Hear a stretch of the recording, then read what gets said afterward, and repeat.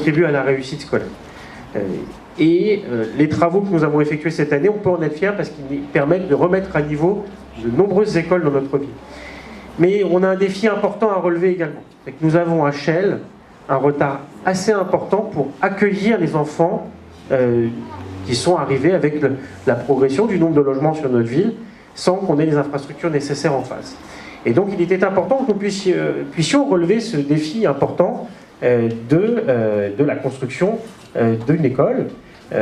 Et vous l'êtes aujourd'hui dans les locaux d'une nouvelle école qui permet aujourd'hui d'accueillir progressivement les enfants du sud de la ville dans les meilleures conditions possibles. Parce que vous le savez, hein, nous avons été contraints, et nous aurions été contraints encore davantage si cette école n'avait pas vu le jour, de construire ou d'aménager des modulaires, hein, des préfabriqués, pour accueillir les enfants de nos écoles, ce qu'on ne peut pas accepter vraiment. Le bon accueil de nos enfants doit toujours être prioritaire. Et pourquoi je vous dis ça? C'est parce que quand on a un souvenir d'écolier, et ça m'arrive de temps en temps, on est particulièrement attaché au lieu dans lequel on a étudié. Et ce qui m'a marqué aujourd'hui, c'est que nombre d'entre vous m'ont salué en disant « Je retourne dans l'école de mon enfance ». Voilà. Vous pouvez lever la main, ceux qui ont été dans cette école, mais il y en a un certain nombre. Voilà. Ne soyez pas timides. Voilà. Il y en a quelques-uns quand même. Et c'est marquant parce que ça veut dire qu'à un moment, les lieux et les professeurs et ceux qui travaillent dans les écoles peuvent le confirmer, les lieux ont une âme et contribuent aussi à faire en sorte qu'on apprend dans de meilleures conditions. Et au-delà des tableaux numériques qui peuvent se déployer, des tablettes, c'est important qu'on puisse accueillir nos enfants dans des conditions idéales. Et le choix de cette école n'est pas anodin. Pourquoi ces locaux, qui étaient historiquement ceux du conservatoire, sont redevenus une école? Je dis bien redevenus parce que c'était initialement une école. Alors, je n'ai pas séjourné moi-même, je n'ai pas travaillé dans cette école, mais d'aucuns s'en souviennent, y étaient, pas qu'en maternelle, mais aussi ici. Et c'est important que ce lieu qui était parfaitement adapté pour être une école leur devienne.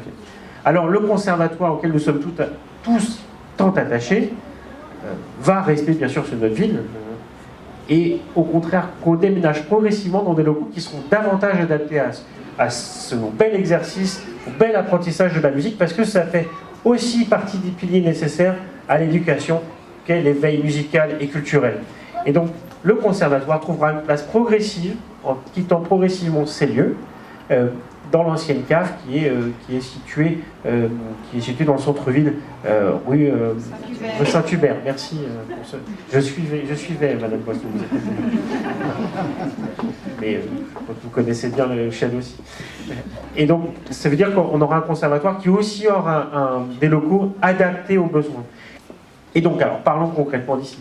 Ces deux classes, c'est quand même des élèves qui vont pouvoir, dans les classes aménagées, où quelques petits détails sont importants, vont pouvoir donc étudier. Et quelques détails importants, c'est nous avons souhaité garder le parquet qui existait ici, permettre de donner un cachet aussi à cette école, redonner le cachet d'antan, qui lui permet de retrouver, je dirais, cette âme. Je vous parlais des locaux qui ont une influence, ça en fait partie. Je pense que se souvenir aussi un petit peu du passé, se souvenir aussi que ces locaux étaient parfaitement adaptés à l'école, à l'éducation, et que les tailles des classes étaient parfaitement adaptées, ce qui a simplifié les travaux de nos équipes. Je salue d'ailleurs les équipes de l'agglomération, Jean-Claude Bourgito et son équipe, qui sont présents dans la salle, qui ont travaillé avec les services techniques de la ville de Chelles pour faire en sorte que nous soyons dans les délais. Et je salue Benjamin Gobet et toute son équipe, qui ont permis aussi à faire en sorte qu'il y ait une bien bonne jonction avec les services de l'éducation nationale et Madame la directrice pour que la rentrée se fasse dans les bonnes conditions. Parce que, vous le savez, faire les travaux en période estivale pour permettre justement à ce que les travaux se fassent sans trop gêner à la fois le conservatoire mais aussi la rentrée scolaire, c'était un défi que vous avez su relever et je vous en remercie sincèrement.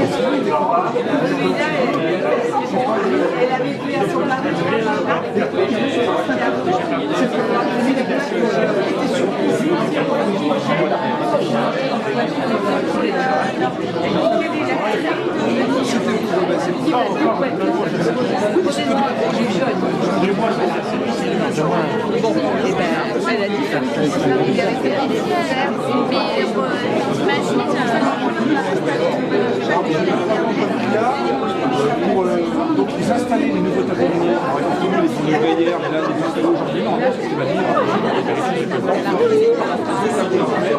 Moi, j'ai fait un mail.